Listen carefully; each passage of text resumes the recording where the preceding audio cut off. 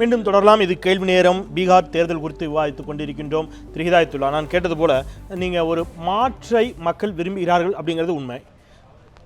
காங்கிரஸ் மீதான வெறுப்பை சரியான மாற்று யாரும் இல்லை, பாஜகவிற்கு வாக்களித்து விட்டார்கள் என்று பல முறை இந்த மேடையில் பல கட்சியைச் சேர்ந்தவர்களும் ஒரு காரணத்தை பதிவு செய்தார்கள். அதற்கு அவர்கள் எடுத்துக்காட்டாக சொல்லக்கூடியது, காங்கிரஸ் மீதும் அதிருப்தியில் தான் இருக்கிறார்கள், பாஜகவின் மீதும் அதிருப்தியில் தான் இருக்கிறார்கள், அதனால தான் ஆம் ஆத்மி என்ற ஒரு சரியான மாற்று இருந்தது, அந்த மாற்றுக்கு அங்கே வாக்களிச்சிட்டாங்க அப்படிங்கிறது. பீகார்லேயும் காங்கிரஸையும் நம்மளை, பாஜகவையும் நம்மளை சரியான மாற்றாக நிதிஷை பார்க்குறாங்க, அந்த கூட்டணிக்கு வாக்களிக்கிறாங்க. அப்போது காங்கிரஸ் மீதும் மக்கள் நம்பிக்கை இன்மையோடு தான் இருக்கிறார்கள் அப்படின்னு சொன்னால் அதை ஏற்றுப்பீங்களா? அதுக்கு முன்னால் சகோதரர் ராமசுப்ரமணியம் பேசுற விளக்கம் சொல்றேன். சார், இவ்வளவு கஷ்டப்பட்டு கேள்வி கேட்டேன். என் கேள்விக்கு பதில் சொல்லிட்டு சொல்லுங்க. இந்த கேள்வி இல்ல பாருங்க, தண்ணி எல்லாம் குடிக்காம கேள்வி கேட்டேன். அதுல வருது. அதுல சரி, சொல்லுங்க. மெகா கூட்டணி இருக்குதுன்னு சொல்லி தேர்தல் முடிவு தெரிஞ்ச பின்னாலேயா பிஜேபிக்கு தெரியணும்? அதுக்கு முன்ன தெரியாதா? இவங்க மட்டும் என்ன, இங்க இருந்த ராம்விலாஸ் பாஸ்வானை லாலூட்ட இருந்தவரை எடுத்துக்கிட்டாங்க, நிதிஷ் இருந்த சித்தராமஜியை எடுத்துக்கிட்டாங்க, அது மட்டும் இல்லாம குஷ்வாகான்னு பிற்படுத்தப்பட்டவர்கள் எடுத்துக்காங்க. அதுவும் ஒரு மெகா கூட்டணி தான். இது ஒரு பக்கம் இருக்கட்டும். நான் ஏற்கனவே சொன்னேன், நம்பகத்தன்மையில மோடியா நிதிஷா என்று கூட்டணி மெகா கூட்டணி என்பது முன்னமையே தெரியாதா அப்படின்னு கேட்கிறேன். ரெண்டாவது பிரித்தாலும் நம்பகத்தன்மையில அவரே ஒத்துக்கிட்டாரு, நிதிஷ்குமார் மேல நம்பகத்தன்மை இருந்துச்சு, மோடி மேல இல்ல. ரெண்டாவது விஷயம் என்னன்னு சொன்னா, பிரித்தாலும் ஒரே ஒரு விஷயம், ரொம்ப புத்திசாலித்தனமா தான் மோகன் பகாவத் உயர் ஜாதி ஓட்ட வாங்குறதுக்கு தான் இந்த வார்த்தையை சொன்னார். எந்த வார்த்தையை? அதே நேரத்தில் ரெண்டு பேரும், ஒரு மோகன் பகாவத் சொல்றத மோடி எதிர்க்க முடியாது, மோடி சொல்றத மோகன் பகாவத் எதிர்க்க முடியும். இவர் ரிசர்வேஷன் இருக்குன்றார், இது பிற்படுத்தப்பட்ட மக்களை வாங்குறதுக்கு. இன்னொன்று மோடி சொன்னார், ஒரு பிரதமராக இருந்து பிற்படுத்தப்பட்ட மக்களுடைய வாக்குகளை வாங்கி ஒரு இன்னொரு மதத்துக்கு கொடுக்க போறார், முஸ்லீம்ங்கிற இது பண்ணி அதையும் சொன்னார். அதில் ஒரு பிரித்தாளும் விஷயத்தை. அதே மாதிரி நம்முடைய பஸ்வானையும் சிதன்ராமஜியை வாங்கி அதில் எஸ்சி ஓட்டை வாங்கலான்னு பார்த்தாங்க. அவங்க முறையாத்தான் செஞ்சாங்க. அவங்க இந்த பிரித்தாளும் விஷயத்தில் அவங்க சரியாத்தான் இருந்தாங்க. பிரச்சனை என்னன்னு சொன்னா, லோக்கல் லீடர்ஸை மதிக்காத அந்த ஆணவம் இல்லாத தன்மை. இப்ப இன்னொரு கேள்வி நீங்க கேட்டீங்க, காங்கிரஸை பொறுத்தவரை கூடுதல் இடங்களை பெற்று இருக்கிறது நீங்க உங்க வாயாலே சொன்னீங்க. எங்களை பொறுத்தவரை பீகாரிலே ஜீரோ வாங்கியவர்கள் ஒன்று வாங்கி இருக்கிறார்கள், அதுல சந்தோஷம். குறுக்கிட மாட்டேன். எங்களை பொறுத்தவரை ஏற்கனவே பலகீனமா இருந்தவர்கள் தான். இன்றைக்கு இந்த அலையன்ஸ் ராகுல் காந்தி இந்தியா முழுமைக்கும் இந்த அலையன்ஸ் மீண்டும் தொடரும் என்று சொல்றோம். என்ன காரணம்? பிஜேபி என்ற வெறுப்புணர்வை உருவாக்கக்கூடிய எதிராக. நீங்க ஒரு நிமிஷம், ஒரு நல்ல பேராசிரியர், விரிவாக வகுப்பெடுக்கிறீர்கள். என்னுடைய கேள்வி மிக சுருக்கமானது, நேர்மையானது. ஒரு மிக நேர்மையான பதிலை காங்கிரசிடமிருந்து எதிர்பார்க்கிறேன். பாஜக தோற்றத்தில் இருக்கக்கூடிய மகிழ்ச்சி, காங்கிரஸ் கணிசமான இடங்களை பெறவில்லை, காங்கிரஸ் அங்கே தீர்மானிக்கும் சக்தியாக இல்லை. நான் டெல்லியை சேர்த்து சொல்கிறேன், டெல்லியாக இருக்கட்டும், மகாராஷ்டிராவாக இருக்கட்டும், மத்திய பிரதேசமாக இருக்கட்டும், ராஜஸ்தானாக இருக்கட்டும், இப்போ இருக்கக்கூடிய பீகார் வரைக்கும் பாஜக வெற்றி தோல்விகளை சந்தித்திருக்கிறது. ஆனால் காங்கிரஸ் தோல்விகளை மட்டுமே சந்தித்திருக்கிறது என்று சொன்னால் இதற்கான நேர்மையான பதில் என்ன உங்களிடம்? அதாவது நீங்கள் தவறாக சொல்கிறீங்க. அதாவது கேரளாவிலே நாங்க வெற்றி பெற்றிருக்கோம், கர்நாடகாவில் சார் இவர் கொஞ்சம் பேசாம பாஜக இல்லாம இருக்கார். இவர் பேசும்போது இல்ல ஹிதாயத்துல்லா, தயவு செய்து இவர் பேசுறது மக்களுக்கும் புரியல, அவருக்கும் புரியல, விளங்காதவர் பேசக்கூடாது. நோ நோ நோ, அந்த மாதிரி வார்த்தையை பயன்படுத்தாங்க. That's unparliamentary word. இல்ல நான் முடிச்சறேன். அவர் என்கிட்ட பேசுற வார்த்தை எல்லாம் தவறான வார்த்தை, அதை நீங்க கவனிக்கல. இல்ல நான் முடிச்சறேன். தயவு செய்து பாருங்க, பீகார் தோல்விக்கு இவர் மாதிரி நீங்க சொல்லுங்க. கேட்ட கேள்வி, இன்னைக்கு உள்ளாட்சி தேர்தலில் ராஜஸ்தான்ல பாஜக ஜெயிச்சிருக்கோம். இரண்டாவது விஷயம் நல்லா தெரிஞ்சுக்கணும், வளர்ச்சி என்று சொல்லி மோடி வந்ததுனால அடுத்த ஒரு வருஷம் தொடர்ந்து மற்ற மாநிலங்கள்ல ஒரு மாற்றம் வந்தது. அதுல பெரும்பாலான மாநிலங்கள் பாஜக ஆட்சி செய்த மாநிலங்கள். இதெல்லாம் உங்களுக்கு தெரியாது இல்ல. இன்றைக்கு நாங்க என்ன சொல்ல வர்றோம், பீகாரை பொறுத்தவரை ரொம்ப நேரடியா என்னோட கேள்வி வைக்கிறாங்க ஹிதாயத்துல்லா. ஒரு நிமிஷம், காங்கிரஸ் தேசிய கட்சி, பாஜகவும் தேசிய கட்சி, இடதுசாரிகள் தேசிய கட்சி. என்னுடைய கேள்வி என்பது, பாஜக என்ற ஒரு தேசிய கட்சியினுடைய நம்பகத்தன்மை அது கேள்விக்குட்படுத்தப்படுகின்ற பொழுது, அந்த நம்பகத்தன்மையின் மீதான ஐயம் மக்களுக்கு வருகின்ற பொழுது, அந்த நம்பகத்தன்மையை மற்றொரு தேசிய கட்சியாக அரை நூற்றாண்டுகளுக்கு மேலாக இந்த தேசத்தை ஆட்சி செய்த காங்கிரஸ் பெறவில்லையே, பெற முடியவில்லையே, அதை மாநில கட்சிகள் தான் பெற்றுக் கொண்டிருக்கிறார்கள். அதுதானே நிதர்சனம் அப்படின்னா கேள்வி நீங்க எந்த வகையில என்ன கேட்கறீங்கன்னு தெரியல. உங்களுக்கு பீகார்ல யாரு முதன்மை கட்சிகள் என்று நல்லா தெரியும். அப்ப அந்த முதன்மை கட்சிகள் தான் வெற்றி பெற முடியும். டெல்லியும் சேர்த்தா கேக்குறேன். நான் டெல்லி not only நான் டெல்லி தமிழ்நாடு எல்லா இடத்தையும் சேர்த்தா கேக்குறேன். மாநில கட்சிகள் தானே அறுவடை செய்கின்றன. டெல்லியை பொறுத்தவரை நமக்கு நன்றாக தெரியும். அப்பொழுதுதான் மோடி வந்து வெற்றி பெற்று இருக்கிறார் அல்லது பாஜக வெற்றி பெற்று. இல்ல ஆம் ஆத்மி கேக்குறேன். ஆம் ஆத்மி கேக்குறேன். ஆம் ஆத்மி என்ற கட்சி வந்த கட்சிக்கு மக்கள் பதிவு கொடுத்தார்கள். சரி ஓகே, நான் மீண்டும் வரேன். சொன்னதை செய்யவில்லை. வெறும் தாத்ரி சரி ஓகே ரைட் ஓகே, அதுதான் தோல்விக்காரன். தமிழ்நாடு ரெலவெண்டா நான் கேட்குறேன் சார். பீகாரில் பிஜேபி தோற்று காரணம் மாநில தலைவர்களை அவங்க முன்னிறுத்தலை. உங்களோட இங்கே தமிழ்நாட்டில் ஆரம்ப காலத்தில் நீங்கள் சொல்கிறது உங்கள் ஹைகமாண்ட் வந்து மதிக்கிறது இல்லைன்னு. இப்போ வந்து லோக்கல் தலைவர் யாருங்கிறது உங்களுக்கு தெரியுமா? டெல்லி பண்ணுவாங்களா? அடுத்த தெருவில் தமிழ்நாட்டில் ப்ரொஜெக்ட் பண்ணுவாங்களா? ஆடுறாங்களா? அவர் கேட்ட கேள்விக்கு பதில் சொல்றேன். இன்னைக்கு எங்களை பொறுத்தவரை ஆளும் அதிமுகவை அகற்ற வேண்டும் என்பது எங்களுடைய கொள்கை. அதற்கு அடுத்த பெரிய கட்சியாக இருப்பது அந்த கட்சி அதாவது நம்பகத்தன்மை உள்ள கட்சி, கூடுதல் வாக்கு வங்கியில் இருக்கக்கூடிய கட்சி என்று பார்க்கும் பொழுது அடுத்த கட்சி எந்த கட்சியோ அந்த கட்சியோடு இணைந்து நாங்கள் நிச்சயமாக பயணிப்போம். அதுல மட்டும் திரு ராமசுப்ரமணியன், தொடர்ந்து இன்றைய நாளிதழ்கள் சமூக வலைத்தளங்கள் எல்லாவற்றையும் ஆக்கிரமித்திருந்த செய்தியும் கேள்வியும் இதுதான். மனிதர்களை நம்பியிருந்தால் வெற்றி பெற்றிருக்கும் பாஜக, மாட்டை நம்பினார்கள், தோற்றுவிட்டார்கள். மாடு பாஜகவை தோற்கடித்து விட்டது என்று சொன்னால் ஏற்றுக்கொள்வீர்களா? இல்லை சார், நாம் திருப்பி நீங்கள் மாடு ஆடு எல்லாம் கோழி எல்லாம் சொன்னாலாம் நான் நம்ப தயாரா இல்லை. நான் சொல்லல, நீங்க பேசுனது பாஜக பேசியது. பீகாரை பொறுத்த வரைக்கும் சொன்னாங்க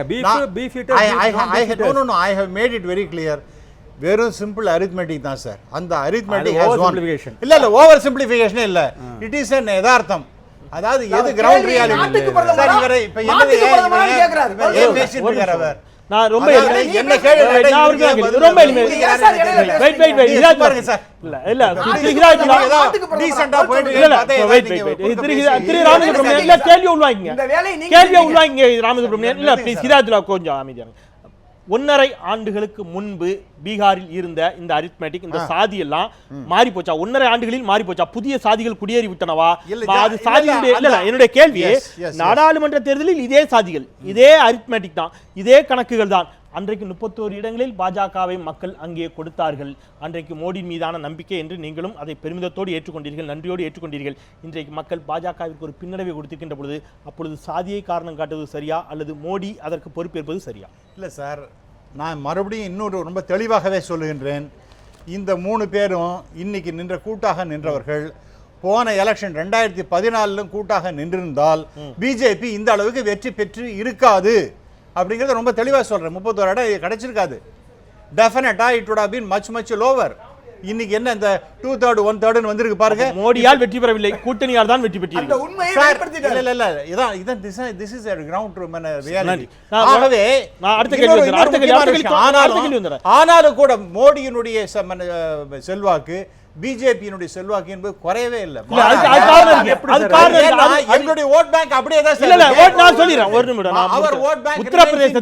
உத்தரப்பிரதேசத்தில் மோடி வெற்றி பெற்ற தொகுதியில், வாரணாசி தொகுதியில் நீங்க அந்த பஞ்சாயத்து எல்லாம் கேட்காதீங்க. அப்ப நீங்க நாம கேரளாவை பத்தி பேசுவோம். கேரளால பஞ்சாயத்து கேரளால நான் சொல்லி எவ்வளவு பெரிய கேரளால எவ்வளவு லடாக்க பத்தி பேசுவோம். கேரளால எவ்வளவு நோ லடாக் இப்பதான் முடிஞ்சு. கேரளா சொல்லிறேன் ஒரு விஷயம் சொல்றேன் சார்.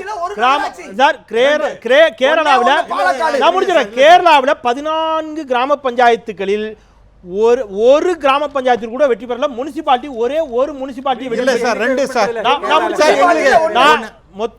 மொத்தம் நான் முடிச்சிடறேன். எல்டிஎஃப் அங்கே வெற்றி பெற்ற தொகுதியில் கிராம பஞ்சாயத்து 546 கிராம பஞ்சாயத்துல அங்கே அவர்கள் வெற்றி பெற்ற தொகுதிகள் எல்டிஎஃப் வான் பண்ண தொகுதி 546 கிராம பஞ்சாயத்துகள் 941 மொத்தம்.